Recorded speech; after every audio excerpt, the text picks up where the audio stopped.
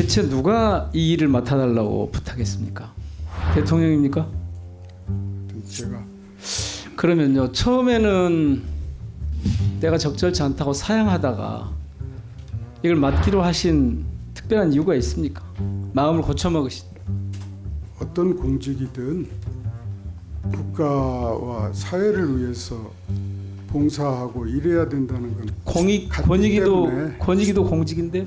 글쎄요. 뭐 근데 그걸 꼭 갈아타셔야 될 이유가 특별히 있었냐고 여쭙는 겁니다. 있습니까? 없습니까? 뭐 어떤 직책이든 다 아니요. 권익위도 공직이고 방통위원장도 공직인데, 예, 대개 후보자로 오시면 축하를 해드리고 시작을 해야 되는데 지금 상황이 그렇지 못하다는 거 아시죠? 주로 그러지 못하는 이유가 지금 거기 앉아 계시는 게 별로 적절치 않다는 이유 때문이거든요.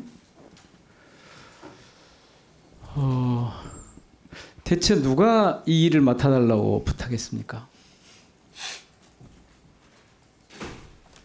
그건 좀 제가 말씀드리기 어려운 점을 양해해 주십시오. 대통령입니까? 제가. 그러면요, 처음에는 내가 적절치 않다고 사양하다가 이걸 맡기로 하신 특별한 이유가 있습니까? 마음을 고쳐먹으신. 어떤 공직이든 국가와 사회를 위해서 봉사하고 일해야 된다는 건 권익위도 공직인데. 글쎄요. 뭐 근데 그걸 꼭 갈아타셔야 될 이유가 특별히 있었냐고 여쭙는 겁니다. 있습니까? 없습니까? 뭐 어떤 직책이든 다 아니요. 권익위도 공직이고 방통위원장도 공직인데 이렇게 바꿔서 맡아야겠다. 처음에는 아니라고 생각을 했는데 맡아야겠다고 생각하신, 생각을 바꾼 특별한 이유가 있었냐고 여쭙는 겁니다. 없죠. 그냥 대통령이 부탁하니까 마지못해 어쩔 수 없이 오신 거죠. 방통위법 충분히 살펴보셨죠? 예. 거기 보면 5조 1항 이렇게 되어 있는 거 아시죠? 위원장 및 위원은 방송 및 정보통신 분야의 전문성을 고려하여 대통령이 임명한다. 자, 이 전문성을 고려하여는 위원장의 전제 조건입니까? 아닙니까? 지금 맡으신 업무의 전제 조건입니까? 아닙니까? 그렇습니다. 전제 조건이죠. 예. 그러면 자신은, 그러니까 후보자께서는 스스로 전문성이 있다고 보십니까? 앞으로 노력하겠습니다. 그런 우려를 불식시키기 위해서. 대한민국 중요 국가기관의 수장이 앞으로 노력을 해서 하시겠다는 말씀이, 그럼 지금 그 자리에 적절치 않다는 말씀이신데. 실제로요, 대통령은 왜 지명을 했는지 알 수 없지만 제가 보기엔 위법이에요. 자, 한번 보실까요? 이전에 법조인이 방통위원장을 하신 적이 있는데 바로 이 5조 1항의 앞단을 이 법원에 충실했어요. 다들 어떻게든 저렇게 신문, 방송 혹은 언론, 통신과 관계가 있는 분들이에요. 지금 유일하게 후보자께서는 관계가 없는 분이에요. 제가 심지어는 하도 이 정권에서는 입시비리 수사한 검사가 교육 전문가라고 하고 금융사건 수사한 검사는 금융 전문가라고 해서 금감원장 보내고 막 이렇게 하길래 혹시 후보자님도 검사 시절에 방송통신 관련한 사건을 다룬 적이 있는지 한번 보려고, 그런 전문성이라도 있는지 보려고, 그걸 또 전문성이라고 억지로 우기니까 살펴봤는데 없으시죠? 한 번도?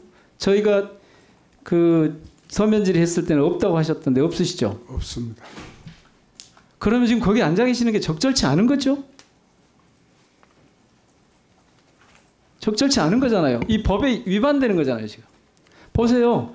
이 앞전에 있던 모든 분들은 다 어떤 식으로든 이 전문성이라고 하는, 고려해야 된다고 하는 이 부분을 충족시키고 있었는데 후보자만 지금 그게 없는 거예요. 그러니까 그 자리에 앉아 계시면 안 되는 거예요. 그래서 저는 처음에 사양하셨으리라고 생각을 해요. 그런데 왜 다시 이걸 맡기로 하셨습니까? 얼른 좀 말씀 좀 해주세요. 왜 맡기로 하신 거예요?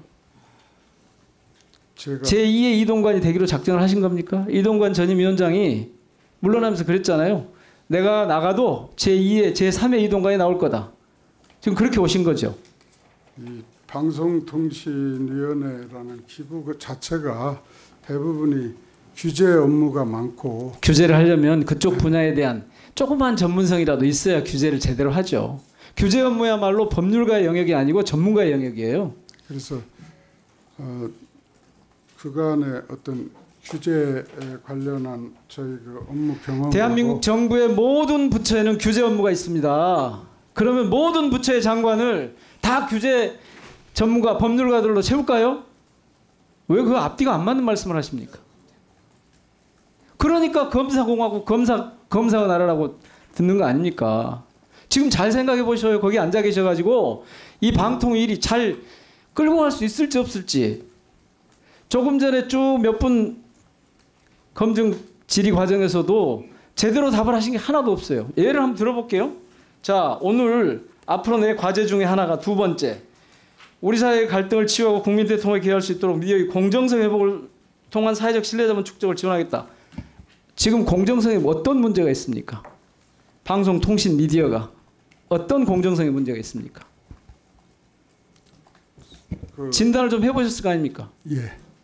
어떤 문제가 있습니까? 공정성에. 아까 말씀드린 대로 가짜 뉴스라든지 또는 가짜 뉴스가 뭡니까? 가짜 뉴스는 저는 어떤 목적을 위해서 사실이 아니거나 허위인 그런 정보 지금 우리 언론 미디어가 그런 가짜 뉴스를 주로 다루고 있습니까? 아닙니다. 그러면요? 그것이 인터넷이나 이런 쪽을 가만히 계세요. 다루고 있어요? 가짜 뉴스를 막 보도를 하고 있습니까? 지금 KBS, MBC, JTBC 막 이런 데서? 인터넷이나 이런 그 통신 쪽에 그런 문제가 많이 있고 그 다음에 보도 자체의 그 형평성 그 부분에 대해서 상당한 의문이 있고 국민들 모두 지금 알아야 면장을 하는 겁니다. 아까 공정성과 이용자 보호를 주로 업무로 주요 과제로 삼겠다 하셨죠. 예. 아니 공정한 보도가 이루어지고 있는지 공정성에 어떤 훼손이 있는지 진단이 안 되잖아요. 가짜 뉴스라고 개념도 모르는 그걸 가지고 와서 지금 도대체 이 공영방송이나 언론 생태계를 재단하시겠다는 건데 그 자리에 앉아 계시면 안 되잖아요. 지금 아니 그 보도에서 편파성에 대한 시비는 많은 국민들이 가지고 있습니다. 자, 정리해 주십시오. 수고하셨습니다.